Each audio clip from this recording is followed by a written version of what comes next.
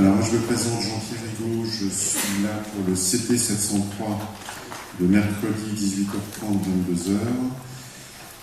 Et mon CT 703 porte sur les ambiances qui sont la lumière et le son, donc acoustique. Donc on travaillera sur les ambiances. On va travailler sur les ambiances. Pour moi, ça sera aussi dans un premier temps vous faire un rappel de cours sur les ondes vibratoires, acoustiques et lumière. Et dans un deuxième temps, rapidement, c'est-à-dire au bout de la troisième ou quatrième séance, on ira faire des observations sur des sites. En acoustique, on ira bien évidemment à la Philharmonie, qui vient d'être inaugurée par Jean Nouvel, même s'il y a des petits problèmes encore aujourd'hui de toiture, mais on ira donc visiter la Philharmonie, le Conservatoire supérieur de la musique, la Maison de la radio, donc on fera ça sur l'acoustique, et sur la lumière, on visitera 3 musées dont l'IRCAM d'ailleurs, qui n'est pas un musée mais qui est un institut, ce qui vous permet, on visitera 3 musées qui vous permettront de voir un petit peu les percements dans les façades et comment la lumière naturelle et la lumière artificielle est générée dans un bâti. Alors pour la lumière naturelle, on a 2-3 sites à visiter, et sur la lumière artificielle, on ira au Louvre la nuit, on ira au Louvre vers 11h, et on regardera un petit peu les éclairages du Louvre, puisque vous avez toute une panoplie d'éclairages qui date de 1970, 1960, 1970, jusqu'au dernier 2014. Voilà, donc l'observation du son et de la lumière à partir de visites. Alors le cours est à 18h30, donc on ne pourra pas faire toutes les visites à 18h30, on en basculera 3 sur le jeudi matin à 11h. Je préfère vous prévenir déjà aujourd'hui. C'est qu'il y aura 3 visites qui seront programmées le jeudi matin. Ensuite, les travaux d'étudiants. Alors, les travaux d'étudiants, à partir des observations qui sont faites sur site, je leur demanderai de réaliser un petit projet, donc suivant les observations, c'est-à-dire un petit projet sur la lumière, un petit projet sur l'acoustique. Voilà.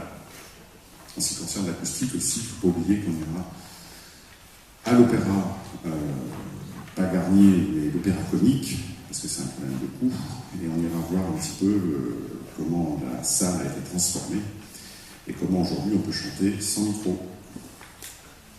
Puisque le but de l'acoustique, c'est d'éviter d'avoir ce que j'ai dans la main, un micro. Voilà. Est-ce que vous avez des questions? Oui, une question. Vous pouvez parler plus fort?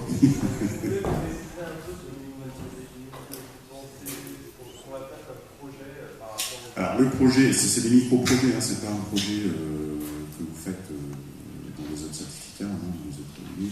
C'est des micro-projets de 3-4 feuillets, si vous voulez. Par exemple, l'année dernière, on a fait un projet d'acoustique urbaine, c'est-à-dire on a mis en place sur l'avenue de Flandre, on a fait donc un relevé sur site, on a regardé un petit peu l'état général de l'avenue de Flandre, et on a fait un projet sur comment on pourrait améliorer donc, sur le terrain en termes de lumière et d'acoustique, comment on pourrait améliorer, si vous voulez, l'avenue de Flandre. On a plusieurs façons de voir les choses, soit on s'isole de l'extérieur, soit au contraire, ça je vous expliquerai ça en cours. Donc moi, si vous voulez, à titre personnel, j'ai fait comme projet, c'est sur la place de la Nation, donc des merlons qui ont permis, par exemple, derrière les merlons, faire des parties de boules. Donc on peut traiter des choses très ponctuellement sans être dans des projets pharaoniques qui permettent de pouvoir améliorer considérablement la vie des gens. D'accord. Alors moi, à titre personnel, je suis acousticien, donc je travaille avec là, ce matin, j'étais à Roissy, sur les pistes de Roissy, avec mon sonomètre à la sortie de Roissy, puisque la ville de Roissy veut, par exemple, réaliser un golf. Donc je regardais si on pouvait jouer au golf ce matin sans casque. Les choses qui sont quand même assez étonnantes. Hein. Est-ce qu'on peut faire un golf sur la piste de Roissy? Ouais, pourquoi pas, mais il faut mettre un casque, parce que ça fait quand même pas mal de bruit, et envoyer les gens décoller toutes les 2 minutes, comme ça, dans les avions. Donc il y a des sonomètres qui tournent, et puis on organise après l'espace en fonction du bruit. Donc je vous raconterai des anecdotes comme ça, entre le boucher qui met son extracteur sur la copropriété et qui génère des bruits de vibration, etc. Et donc ça, je vous parlerai comme ça un petit peu des projets concrets. Voilà. Vous avez d'autres questions? On va passer la parole à mon collègue. Oui. faut que vous parliez fort, je suis sourd. Est-ce qu'il y aura...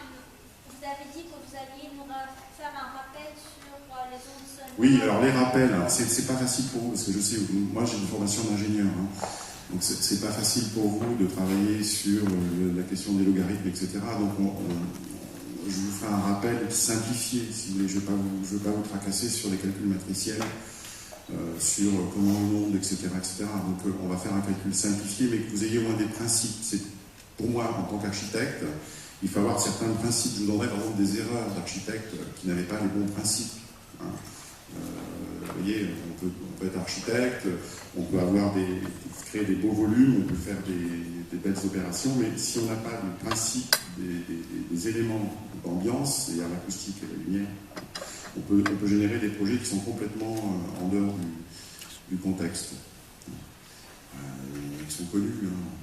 Les projets qui sont loupés ou de l'acoustique, ça ne manque pas. Hein.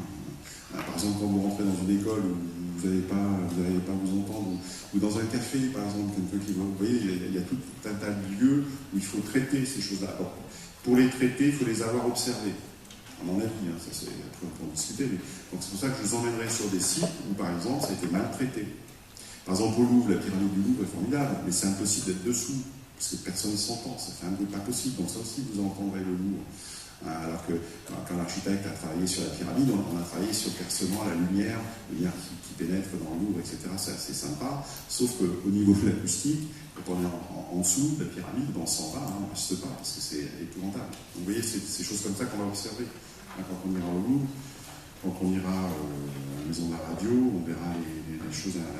Là, c'est au contraire bien traité, puisque vous avez l'amphi 302 qui a été complètement refait en bois.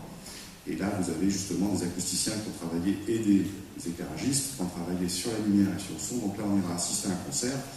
Et je vous demanderai de faire un relevé des éléments que je vous aurais dit en cours avant. Donc les rappels de cours, c'est plus de mettre en place des éléments. Si vous voulez vous dire, attention, dans cette salle, par exemple, vous avez, voyez, vous avez l'effet inverse. C'est-à-dire que ici, vous avez des panneaux c'est pour ça que je prends un micro. Donc ça, je vous en parlerai. Normalement, je ne devrais pas avoir un micro dans une salle aussi petite. Hein. Donc ça veut dire qu'au niveau de l'acoustique, vous avez... Et au niveau de la lumière, vous voyez, c'est assez pauvre. Hein. Et vous, comment je suis éclairé, d'autres choses.